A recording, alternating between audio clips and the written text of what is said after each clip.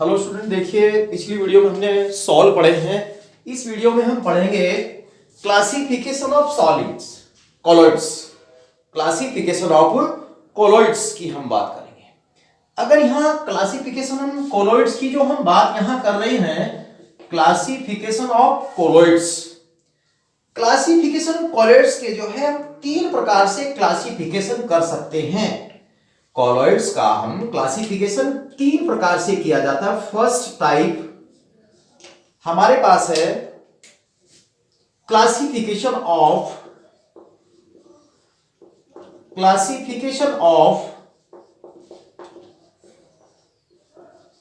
Colloids depend upon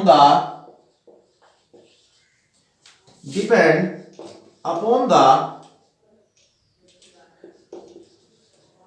displaced phase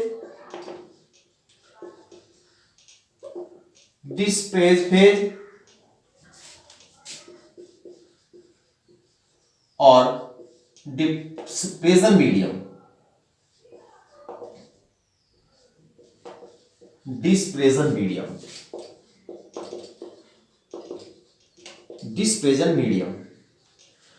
number एक, यानी कि हम जो क्लासिफिकेशन करते हैं तो हमारे पास प्रक्षेपण प्रावस्था होती है, प्रक्षिप्त प्रावस्था होती है और प्रक्षेपण माध्यम होता है।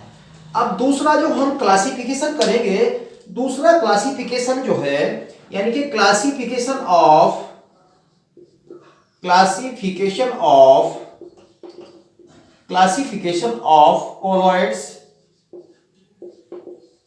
Colloids depend upon the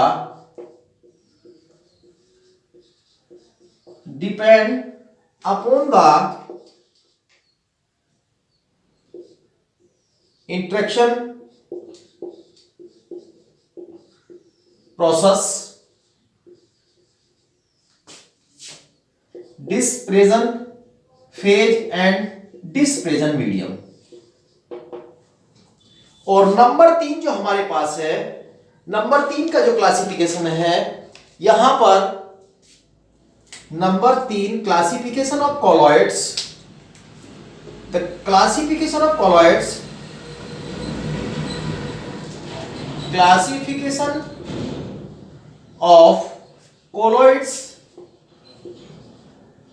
depend upon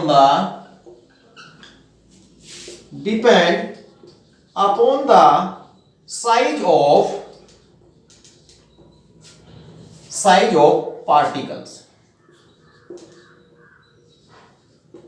of particles या डिस्प्लेस्ड फेज, यानी कि सॉल्यूट या डिस्प्लेस्ड फेज की हम बात करेंगे।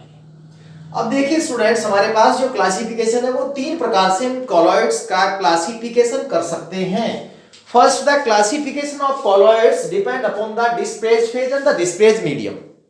Second, classification of colloids depend upon the interaction process, displaced phase and the dispersion medium। And third, classification of colloids depend upon the size of particles। अब पहले पर चर्चा करते हैं कि पहला जो हम क्लासिफिकेशन कर रहे हैं वो dispersion phase and the dispersion medium के आधार पर करेंगे। देखिए कैसे, कितने प्रकार के हमारे पास कॉलॉइड सॉल्यूशन होते हैं, मैं आपको एक टेबल के माध्यम से बताऊंगा कि हमारे पास जो है ये कॉलॉइड्स। फर्स्ट जो हम बात करेंगे डिस्प्लेस्ड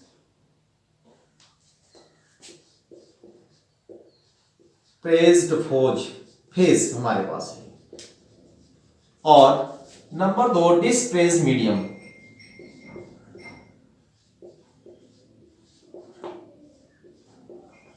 डिस्पर्जन मीडियम,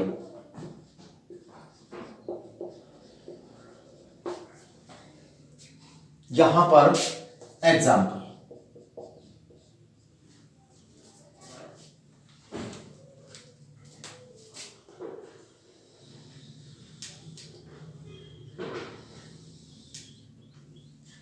अब नंबर एक जो हमारे पास है उसमें सबसे पहले देखिए मैं आपको बताऊं, सॉलिड से स्टार्ट करिए आप। सॉलिड और यहां पर गैस।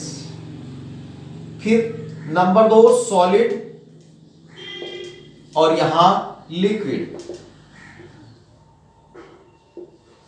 फिर सॉलिड सॉलिड, इसकी बात कर लेते हैं पहले। सॉलिड सॉलिड,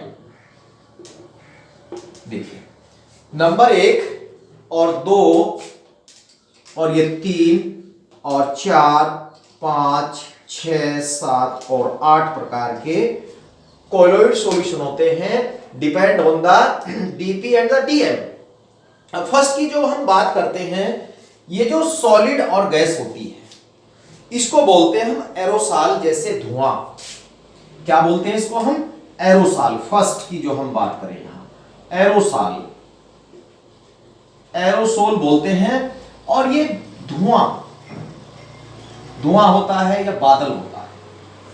अब बात कर लेते हैं नंबर 2 की, सॉलिड और लिक्विड। सॉलिड और लिक्विड की जो हम बात करते हैं यहां पर खाली सोल होते हैं, सोल, सॉलिड सोल भी इनको बोलते हैं। और हमारे पास जो सॉलिड सोल में आता है वो FeOH की थराइस, फेरिक हाइड्रोक्साइड या फिर गोल्ड सोल। अब बात कर लेते हैं सॉलिड सॉलिड की। इसको सॉलिड सोल बोला जाता है, सॉलिड सोल बोला जाता है। ये आता है कांच, कांच इसका एग्जांपल है। अब बात करते हैं नंबर 4। नंबर 4 सॉलिड के बात करते हैं फिर लिक्विड की। लिक्विड लिक्विड की हम बात करें तो लिक्विड 2 यही तीनों लेंगे, गैस, लिक्विड 2 लिक्विड और लिक्विड 2 ठोस, सॉलिड। और फिर यहां एक लिख लेते हैं गैस 2, यहां गैस 2 लिक्विड और गैस 2 सॉलिड, गैस 2 लिक्विड और गैस 2 सॉलिड। गैस 2 सॉलिड की जो हम बात करेंगे, अब देखिए इनके एग्जाम्पल मैं समझाना चाहूंगा आप लोगों को। तो लिक्विड 2 गैस, इसको भी एरोसॉल बोलते हैं, एरोसॉल। कोहरा, बादल, कोहरा। और लिक्विड लिक्विड को हम क्या बोलते हैं? पायस बोलते हैं। लिक्विड लिक्विड को हम क्या बोलते हैं? पायस बोलते हैं। जैसे दूध या तेल, पानी में तेल।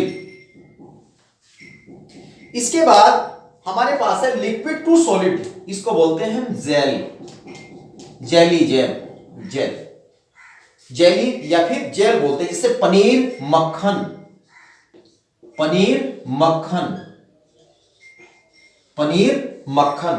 अब बात कर लेते हैं यहां गैस टू लिक्विड की।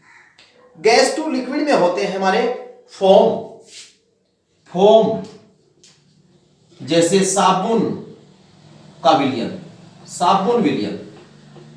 अब लास्ट की बात करेंगे गैस टू लिक्विड, इसमें होते हैं आपके यहां पर ये भी सॉल बोले जाते हैं, लेकिन जैसे कि रबर होता है, रबर और पत्थर।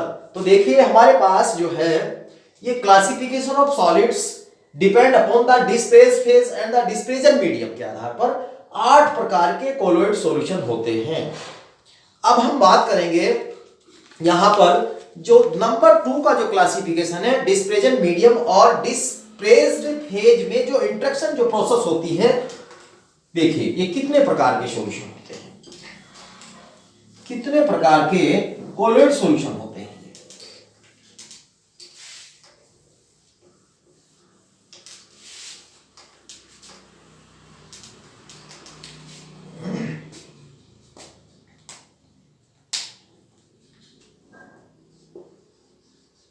कोलोइड सॉल्यूशन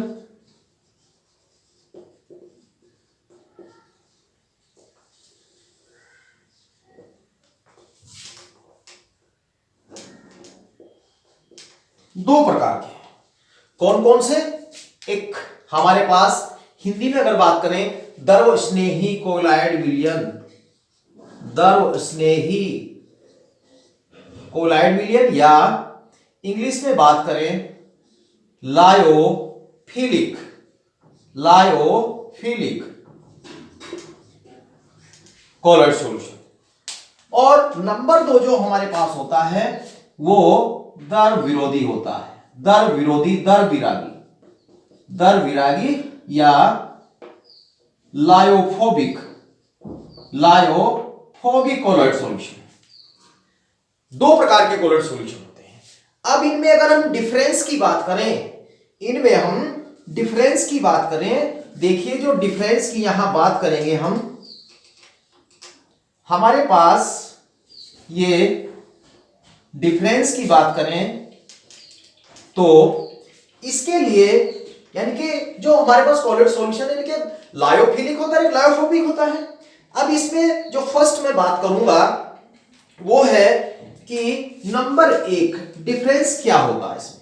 नंबर 1 डिफरेंस है कण का आकार, साइज ऑफ पार्टिकल, कण का आकार। और नंबर 2 हमारे पास है वैद्युत अपघट्य।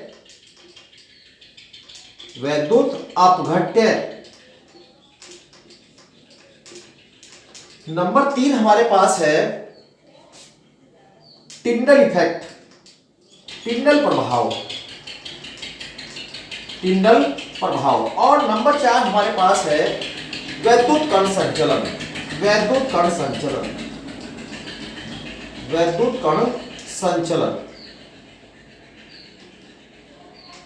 और फिर हमारे पास जो होता है नेचर, नंबर 5 नेचर, प्रकृति। देखिए जो हम बात करेंगे यहां पर, जो कण का जो आकार होता है वो ट्रू सॉल्यूशन के कणों से बड़े होता है। नंबर 1 ट्रू सॉल्यूशन के कणों से इनके कण बड़े होते हैं। और इसमें पार्टिकल जो होते हैं वो झुंड के रूप में रहते हैं, झुंड के रूप में होते हैं। नंबर 2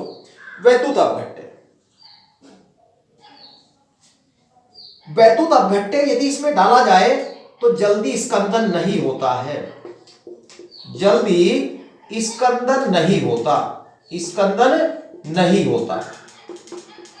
और इसमें जल्दी स्कंदन हो जाता है।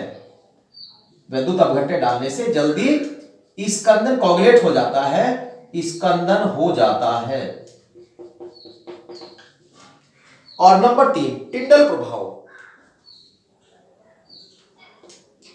इसमें कम स्पष्ट दिखाई देता है, कम स्पष्ट होता है। इसमें टिंडल का प्रभाव जो होता है वो अधिक स्पष्ट होता है।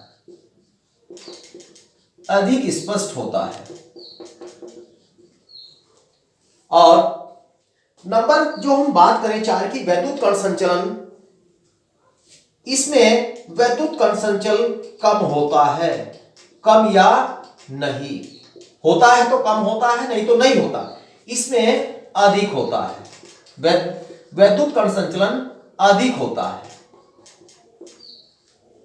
इसके बाद प्रकृति, इसकी प्रकृति उत्कर्मणीय होती है और इसकी प्रकृति इरिवर्सिबल होती है, अनुत्कर्मणीय होती है,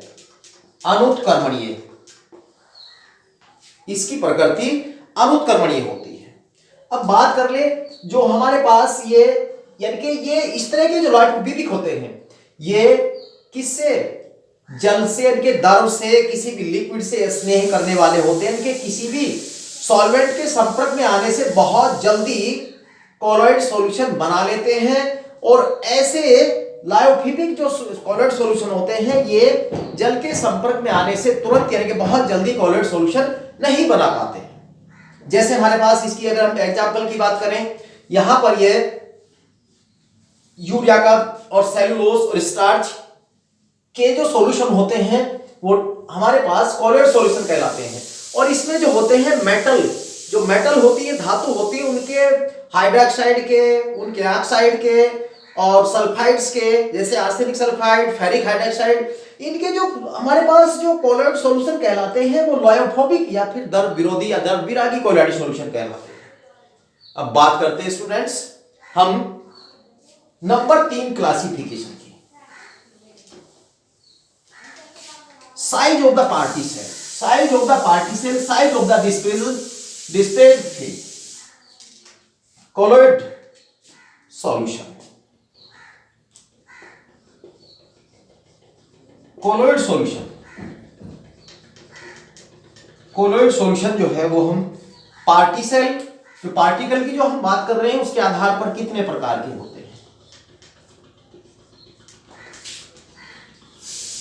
first, multi molecular, multi molecular,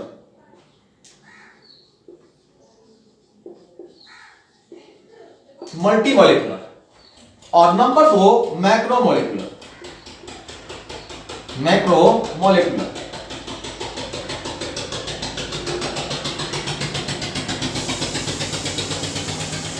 और नंबर 3 होते हैं हमारे पास एसोसिएट,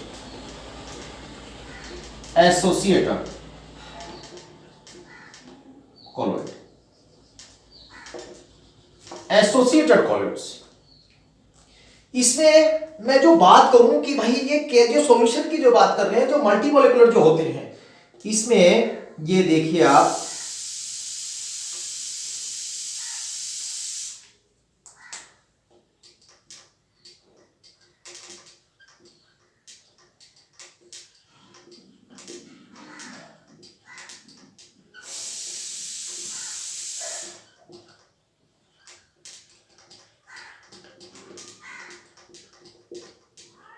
इस तरह से हमारे पास जो है मल्टी मॉलिक्यूलर जो कोलॉइड जो होते हैं उनके पार्टिकल के आधार पर जो हम बात करते हैं वो, यानी कि यहां जो इनका जो शेप होता है, इनका जो शेप होता है 1 नैनोमीटर से कम होता है, 1 नैनोमीटर से कम होता है।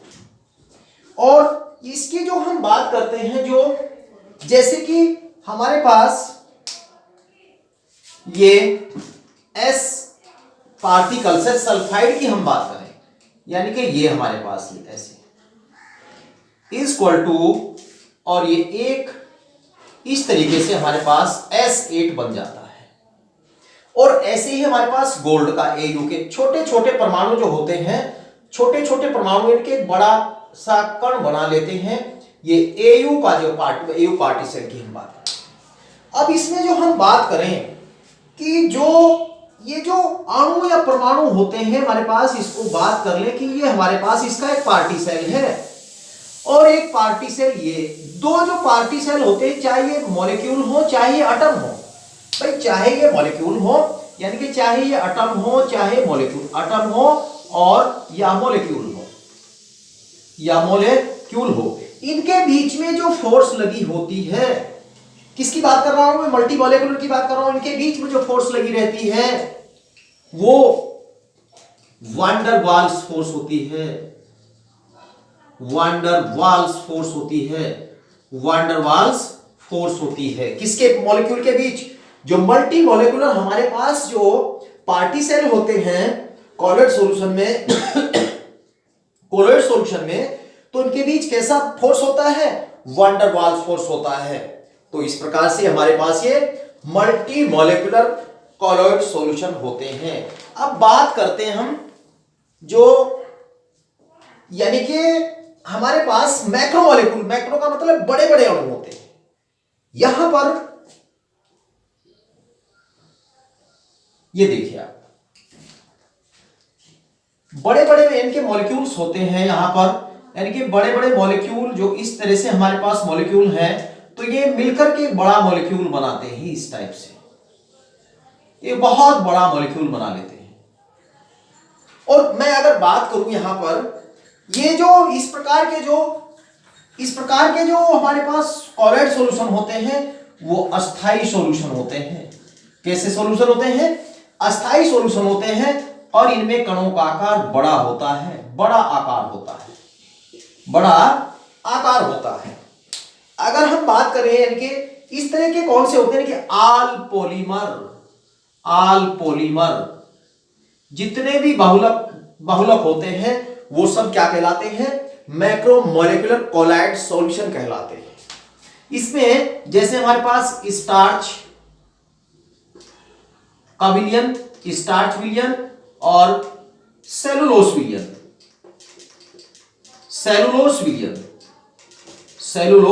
विलयन, ये हम बात करते हैं कि जो हमारे पास यानी कि मैक्रोमोलेक्यूल, इसमें छोटे छोटे अणु मिलकर ना बहुत बड़ा मॉलिक्यूल बना लेते हैं। और जितने भी स्टूडेंट्स पॉलीमर हमारे पास होते हैं, चाहे वो पॉलीमर कोई सा भी पॉलीमर होता है, वो सब क्या कहलाते हैं, मैक्रोमोलेक्यूलर कोलॉइड सॉल्यूशन कहलाते हैं। मैक्रोमोलेकुलर कोलॉइड सॉल्यूशन कहलाते हैं। अब बात करते हैं स्टूडेंट्स हम यहां हम बात करते हैं एसोसिएटेड कोलॉइड सॉल्यूशन की। जो एसोसिएटेड कोलॉइड सॉल्यूशन जो होते हैं, अब देखिए यहां हम बात कर रहे हैं एसोसिएटेड कोलॉइड सॉल्यूशन की, एसोसिएटेड कोलॉइड सॉल्यूशन की। इसमें हमारे पास देखिए जो यहां छोटे छोटे जो पार्टिकल्स हमारे पास हैं, ये छोटे छोटे पार्टिकल्स, तो यहां पर ये एक बड़ा पार्टिकल कब यानी कि कब ऐसा होता है, उच्च सांद्रण पर जब सांद्रता उच्च हो जाती है तो उस समय ये आपस में सहगुणित हो जाते हैं। ये जो मॉलिक्यूल हैं आपस में एसोसिएट हो जाते हैं, एसोसिएट हो करके बड़ा कोलॉइड पार्टिकल बना लेते हैं, कोलॉइड पार्टिकल बना लेते हैं, कोलॉइड पार्टिकल बना लेते हैं। और अगर हम इसके एग्जाम्पल की बात करें तो मिसेल का निर्माण इनके साबुन में, ये प्रोसेस जो साबुन प्रोसेस है मैं समझाऊंगा आपको। ये मिसेल क्रिया होती है, यानी कि मिसेल का बनना क्या कहलाता है। यदि हम साबुन की बात करें, साबुन को पानी में हम डालते हैं, वो झाग और मेल यानी कि उससे डस्ट पार्टिकल या फिर मैल निकालता है कपड़े से, या चिकनाई को निकालता है कपड़े से, उसमें मिसेल का निर्माण होता है। तो मिसेल का जो निर्माण होता है वो क्या कहलाता है, एसोसिएटेड कोलॉइड सॉल्यूशन कहलाता है। इसमें sodium lauryl sulphate, example sodium lauryl